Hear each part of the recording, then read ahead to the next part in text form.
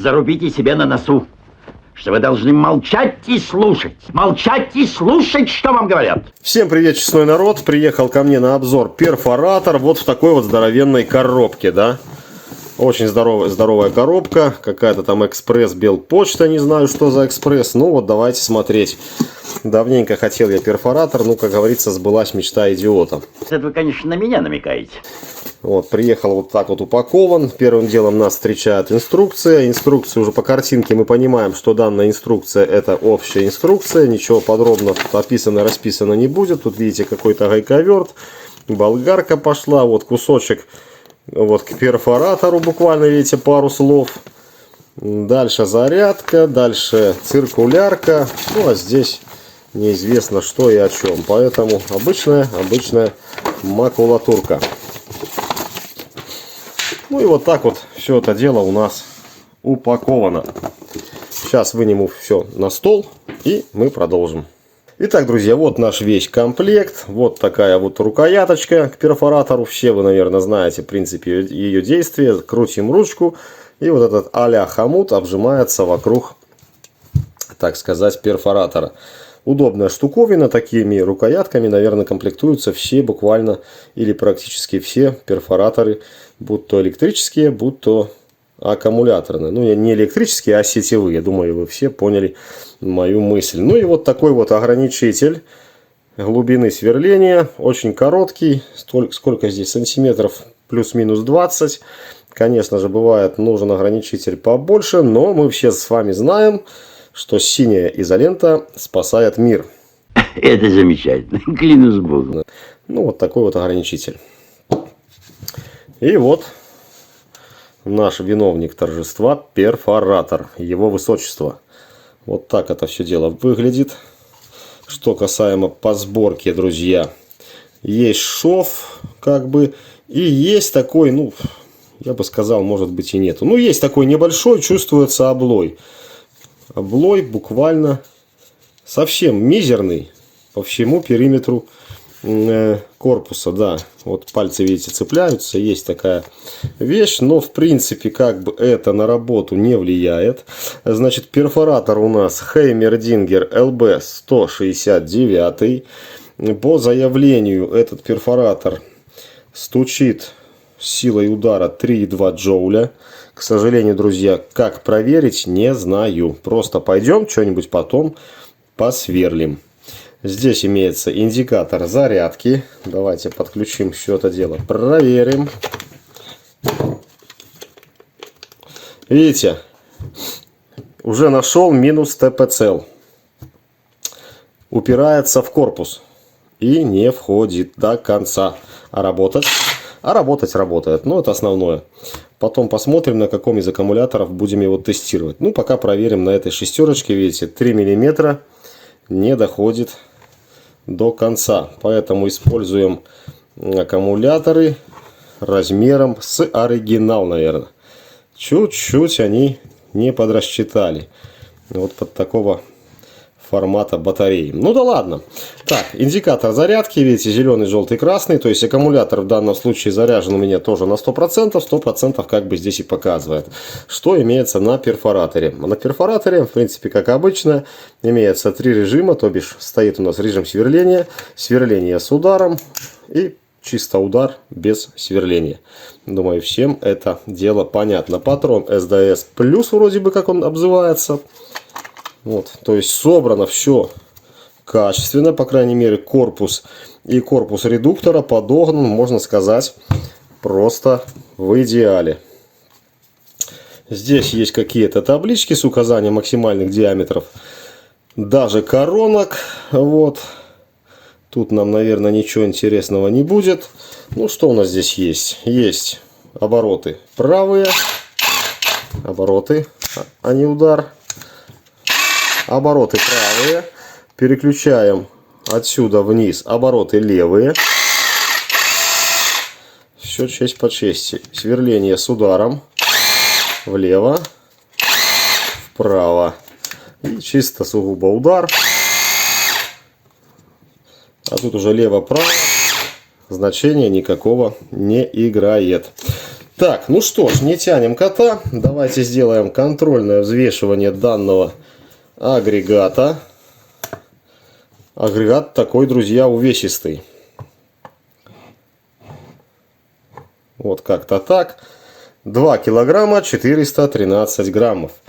Вот такой вот вес агрегата. Ну, кому интересен вес с аккумулятором 6 ампер-часов, хотя, опять же, аккумулятор нужно использовать габаритами поменьше. Ну и смотрим, что получается. Грубо 3 килограмма 340 грамм. Вот. Вот и весь как бы обзор, да. Так, что сейчас сделаем? Поскольку смотреть больше нечего, ну давайте пока продемонстрирую вот эту вот штуковину, рукоятку. То есть откручиваем, хомут распускается, одеваем это все дело мы сюда. Вот. И заворачиваем рукоятку, пока не зажмется она на корпусе редуктора. Ну вот как-то так это все дело выглядит. Ну, соответственно, рукоятку можно вращать в любом для вас удобном положении. И так, и сяк, и наперекосяк. Думаю, понятно. Значит, для чего нужен вот этот вот упор, ограничитель глубины сверления? То есть нажимаем кнопочку. А что ты не лезешь? А что он не лезет? А непонятно. Ну вот как-то так.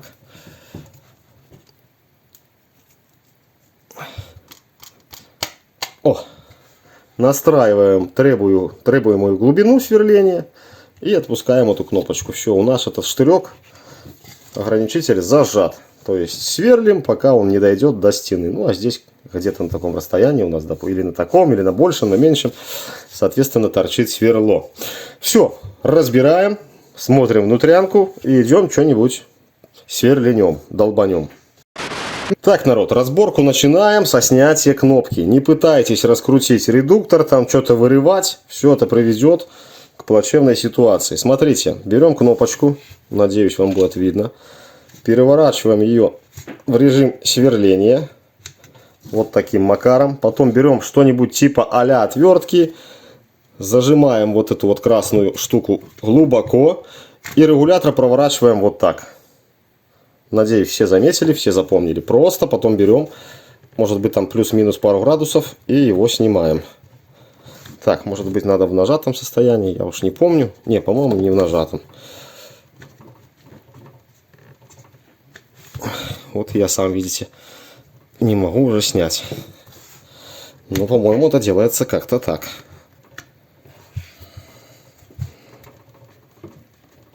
О! Все, вот таким образом вырывается кнопочка. Вот этим вот штифтом загнутым у нас и происходит переключение. Поэтому штифтик заходит там в зацепление с механизмом. И опять же, не пытайтесь сразу раскрутить вот этот колокол и все это мясо вырвать. Потом могут быть проблемы. Вот здесь есть, видите, уплотнительная резинка такая. Уже здесь видно, что есть там смазка. Дальше разборку можно производить следующим образом. Можно уже раскрутить колокол. И все это, ну, соответственно, и корпус, и все это уже разнять. Можно начать разборку с патрона. Вот. И достать как бы буквально все мясо. Ну, давайте будем производить разборку с патрона. И с патроном. Значит, для этого выжимаем патрон и снимаем вот этот вот резиновый сальник. Вот этот вот. Он просто снимается, вырывается. После чего, видите, у нас есть круглое стопорное кольцо. Его тоже снимаем. Беру просто плоскую отвертку и пытаюсь загнать под кольцо. Вот таким образом. Колечко у нас снимается. Так, дальше идет шайба. Все разлаживайте по порядочку, чтобы вы не запутались при сборке. Шайба вынимается с трудом, так как она постоянно попадает в канавку кольца. Наверное, проще будет перевернуть. Оп, видите, шайбочка у нас выпала.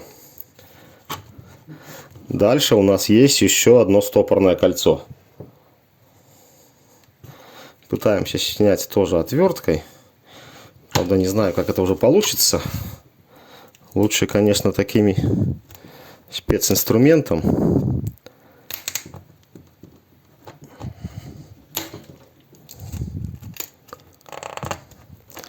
Все это делать. Или так же, как я делал с тем кольцом. Вот таким вот образом.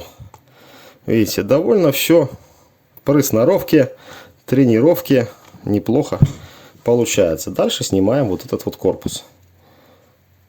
Корпус патрона. Сняли. Так, дальше что у нас тут снимается? Снимается шайба. Снимается... Так, сейчас, секунду. Тут шарик еще есть. Вот, надеюсь, вы видите. Шарик топится. Это фиксатор сверла. И снимается. Нажимаем вот эту пружинку. Выбрасываем шарик сюда. Вот наш шарик. И снимаем пружину с кольцом. Вот так это все дело у нас выглядит, друзья. У кольца, видите, есть плоская сторона внутри, то есть под эту вот лыску.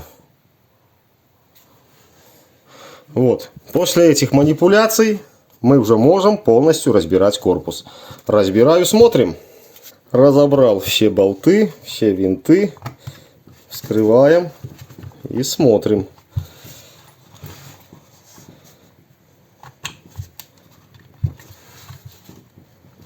Что ж ты тут не пускаешь-то? Опля. Пластик толстый, просто обалденный, друзья. Обалденный. Очень толстый. И вообще согнуть нереально. Вот так выглядит наша вся внутрянка. Давайте смотреть. Контроллер. Токосъемный контактный башмак. Паечка суперская. Я уже поднимать, наверное, не буду, друзья, так как все здесь нафиг развалится.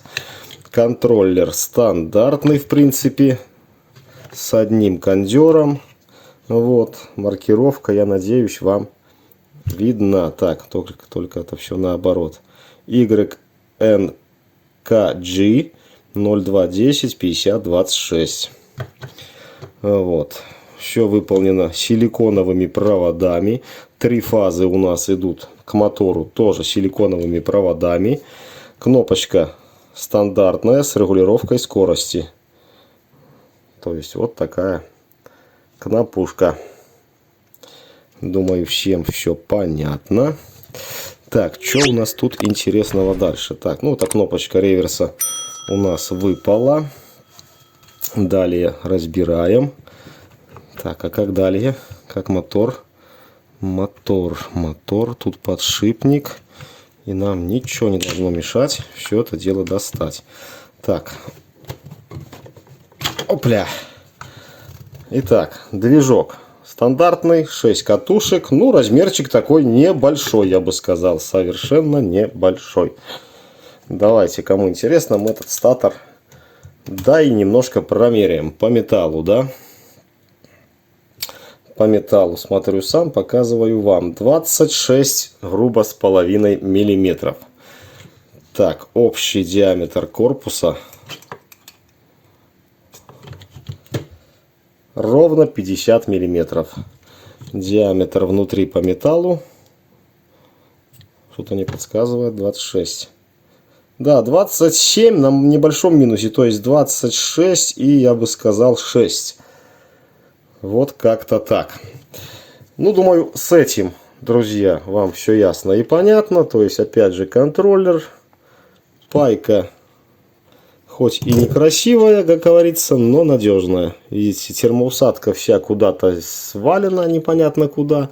Ну, а тут абсолютно изолировать как бы нечего. Я бы даже ее сюда и не одевал. Тут вероятность короткого замыкания минимальная. Так, и у нас остается нутро. Так, ну что ж, давайте. Коль взялся за уж, не говори, что не душ. Ротор по этому металлу. Так, что у нас? 25 миллиметров ровно. Ротор с латуневыми этими вот концовками. Что у нас тут? Ну, давайте считать 35. Там на небольшом плюсе. Диаметр ротора. Отдай. 26 миллиметров. В принципе, как бы и все, да? Давайте разбираем дальше, смотреть, что к чему и как. Что к чему и как.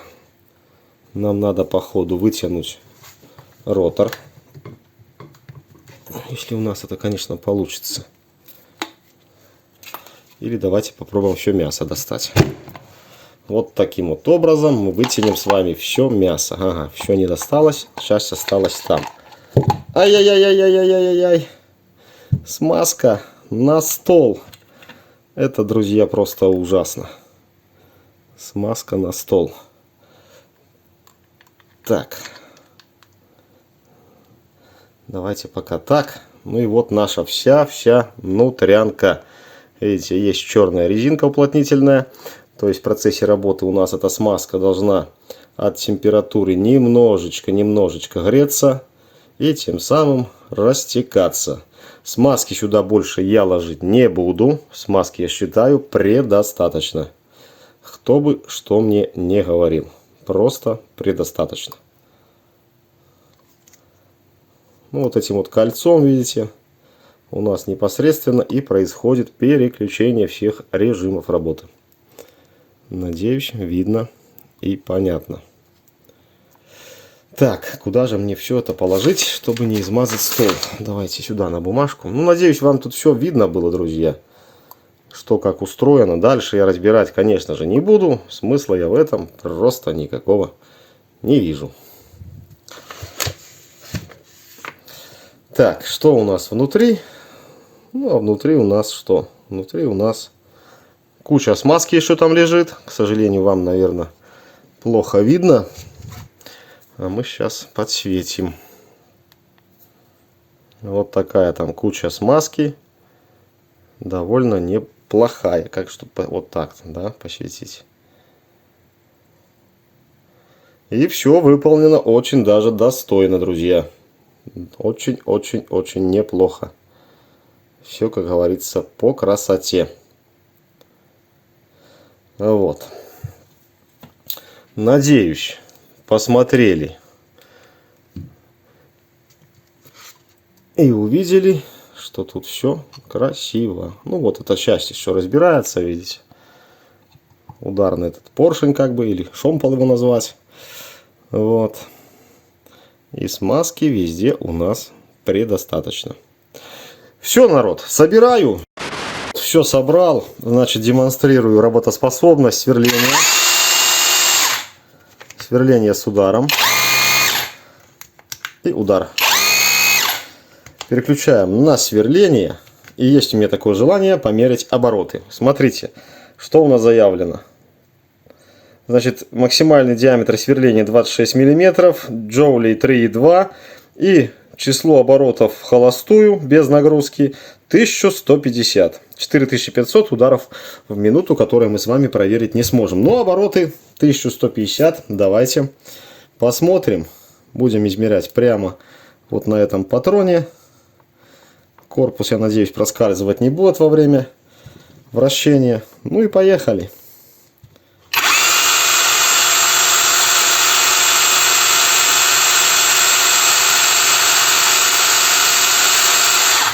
Ну, 1033 оборота. Будем говорить, что 100 оборотов как бы не хватает. А возможно и проскальзывание немножко вот этого вот кожуха. Можно, конечно, заморочиться на сверле там. Ну, мы примерно посмотрели, да. Отлично, да и отлично. Все, друзья. Идем что-нибудь там посверлим. Посмотрим, как он в работе. А вы способ знаете? Да какой тут способ? Дело не хитрое. Будем тестировать наш агрегат. Значит, смотрите, друзья, с чего хочу начать. Есть у нас перфоратор, есть у нас аккумулятор четверочка. Защелкиваем. У нас есть зазорчик, все отлично садится. Шестерку я вам показывал, она не подходит. Вот. Теперь смотрим, допустим, вот восьмерку таблесовскую, да, на 21700. Она тоже подходит с таким же зазором, просто все шикарно и все песня. Ну, собственно говоря, давайте на ней мы этот перфоратор и протестируем. Значит, тестировать будем как? Тестировать будем сегодня на 6 сверле, на 8 и на 10. Друзья, больших диаметров сверл у меня, к сожалению, нет. Вот, я как бы мне не приходилось. Приходилось сверлить большими, но, соответственно, длинными. Вот, и для таких разовых работ я их просто себе не покупаю. Мне проще попросить у товарища, либо там одолжить на пару часов на работе. Вот. Ну, соответственно, есть точно такие же диаметры, но немножко еще подлиннее. Ну, смысла у нас в длине нет. У нас есть смысл посмотреть, как все это дело у нас работает. Так, значит, для смазки патрона и сверл я использовал вот в такой вот баночке у меня есть заводская смазка, которая шла с сетевым перфоратором DeWalt. Не знаю, друзья, что за смазка, ну вот какая-то смазка. Сверла я уже все помазал, мазать с вами их не будем. Так, что еще? Будем тестировать на моем всем знакомом бордюрном камне дорожном, да, вот этот кусок. То есть пропаренный, проваренный, прожаренный, заводской. Очень крепкая штуковина. Ну что ж, заряжаем 6 и будем смотреть, как это все дело работает. Я уже, конечно, потестировал его немного, тут погонял. Поехали смотреть. Так, эти сверла я уберу, дабы они не попали в пыль. 6. Поехали.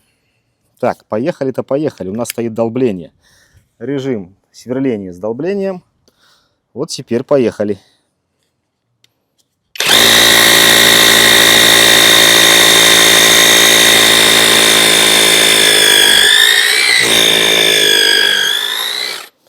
Очень быстро входит и очень быстро выходит. Ой, выходит, то есть входит. Входит и выходит. И входит. Замечательно выходит. И выходит, и входит. Просто замечательно. Так, в работе будет 8. Погнали рядышком.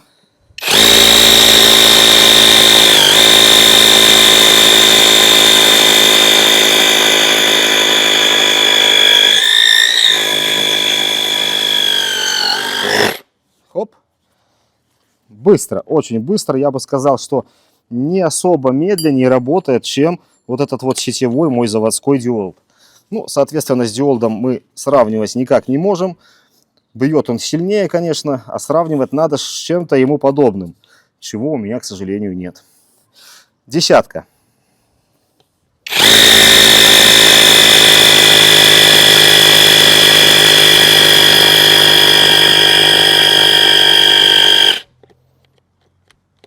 Вот так. И что-то у нас зашло в защиту, либо аккумулятор сел. Друзья, села моя 8. Просто сел. Я забыл, что я сегодня целый день на нем работал, делал в курятник перегородку. И работал на циркулярке. Отлично. Поэтому вход пойдет 4 ампера. Погнали.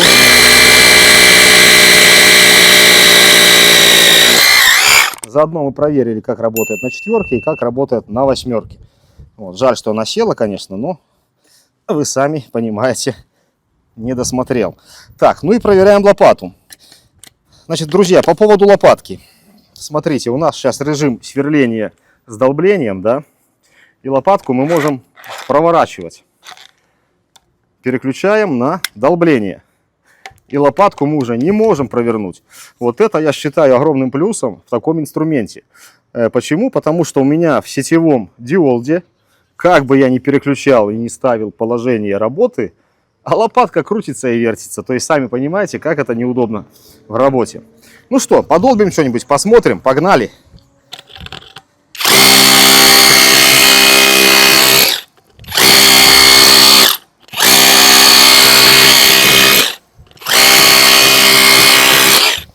Короче, штука шаленая. Просто супер. Не знаю, как раньше я работал сетевым. Вот, сетевой у меня уже лет 5, наверное, я пользуюсь. Наверное, даже больше, может быть, даже 6. Вот, опять же, DeWalt. Ну вот, сейчас будет на аккумуляторе. Последнее время сверлить отверстие в бидоне надо очень редко. Поэтому эти удлинители, сами понимаете. Взял аккумуляторчик, 2, 3, 4 отверстия забабахал и вперед. Работу сделал. Вот. Ну, а кому надо побольше сверлить, тут уж я уже не знаю, как он выдержит, не выдержит. Вот, потолочники там или кто-то еще. Кому надо много-много саморезов загнать или те же электрики при разводе проводки. Ну, я думаю, проблем не возникнет. Будет он работать долго, как говорится, и упорно. Но, опять же, время покажет. Так, все, друзья, на сегодня все. На обзоре был перфоратор Heimerdinger LB169. Вот, кому интересно, ссылка на Озон, на Алиэкспресс будет в описании к данному видео. Заходите, смотрите. На сегодня все. Всем спасибо, огромного здоровья. До новых встреч, до новых видео. Пока. Все, кино не будет. Электричество кончилось.